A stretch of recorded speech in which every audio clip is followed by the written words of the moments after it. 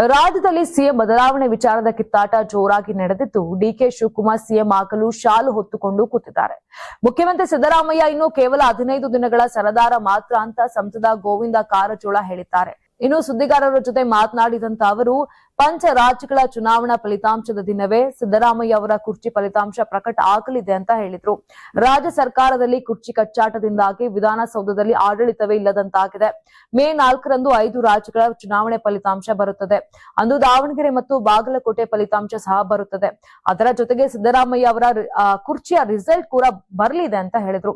ಇನ್ನು ಮಾಹಿತಿ ಪ್ರಕಾರ ಸಿದ್ದರಾಮಯ್ಯ ಬೆಂಬಲಿಗ 40 ಜನ ಶಾಸಕರು, ಡಿಕೆ ಶಿವಕುಮಾರ್ ಪರವಾಗಿ 50 ಶಾಸಕರು ಹೈಕಮಾಂಡ್ ಬಳಿ ಹೋಗಿ ಲಾಬಿ ನಡೆಸುತ್ತಿದ್ದಾರೆ ಅಂತ ಹೇಳಿದ್ರು.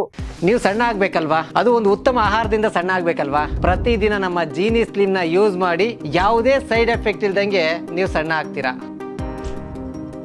ಮುಖ್ಯಮಂತ್ರಿ ಸಿದ್ದರಾಮಯ್ಯನವರು ನಿರ್ಣಯ ಮಾಡಿದ ಒಳ ಮೀಸಲಾತಿ ಅದು ಒಳ ಮೀಸಲಾತಿ ಅಲ್ಲ. ಒಳ ಮೀಸಲಾತಿ ಎಂದರೆ ಎಷ್ಟೇ ಹುದ್ದೆಗಳಿದ್ದರೂ ಆ ಹುದ್ದೆಗಳಿಗೆ ಅದು ಅನ್ವಯ ಆಗಬೇಕು, ತಾರತಮ್ಯ ಆಗಬಾರದು. ಆದರೆ ಈ ತಾರತಮ್ಯ ನಿಮ್ಮವರಿಂದಲೇ ಆಗಿದೆ ಅಂತ ಕಾರಜೋಳ ಗಂಭೀರ ಆರೋಪವನ್ನ ಮಾಡಿದ್ದಾರೆ.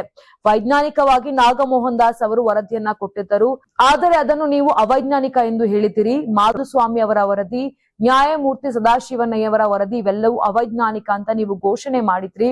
ಅದನ್ನು ಜನರಿಗೆ ತಿಳಿಸಿ. ಮುಖ್ಯ ಕಾರ್ಯದರ್ಶಿ ಶಾಲಿನಿ ರಜನೀಶ್ ಅವರಿಂದ ಕಮಿಟಿ ಮಾಡಿ ಅವರಿಂದ ವರದಿ ತೆಗೆಸಿಕೊಂಡು ಮಾಡುವಂತದ್ದು ಏನಿತ್ತು? ಒಳ ಮೀಸಲಾತಿ ಸರ್ವೆ ಮಾಡುವುದಕ್ಕೆ ಸಾವಿರಾರು ಕೋಟಿ ಖರ್ಚು ಮಾಡಿದ್ದೀರಿ, ಏನು ಪ್ರಯೋಜನ ಅಂತ ಕಿಡಿಕಾರಿದ್ರು. ಕಾಂಗ್ರೆಸ್ ದಲಿತ ನಾಯಕರಿಂದ ಸಂಭ್ರಮಾಚರಣೆ ಕುರಿತು ಮಾತನಾಡಿದ ಅವರು, ಕೆಲವರು ಸಂಭ್ರಮಾಚರಣೆಯನ್ನ ಮಾಡುತ್ತಿದ್ದಾರಲ್ಲ, ಅವರಿಗೆ ತವರು ಮನೆ ಯಾವುದು ಅಂತ ಗೊತ್ತಿಲ್ಲ, ಗಂಡನ ಮನೆಯೂ ಗೊತ್ತಿಲ್ಲ. ಗಂಡನ ಮನೆ ಹಾಗೂ ತವರು ಮನೆ ವ್ಯತ್ಯಾಸ ಗೊತ್ತಿಲ್ಲದವರಿಗೆ ಏನು ಹೇಳುವುದಕ್ಕೆ ಆಗುತ್ತದೆ?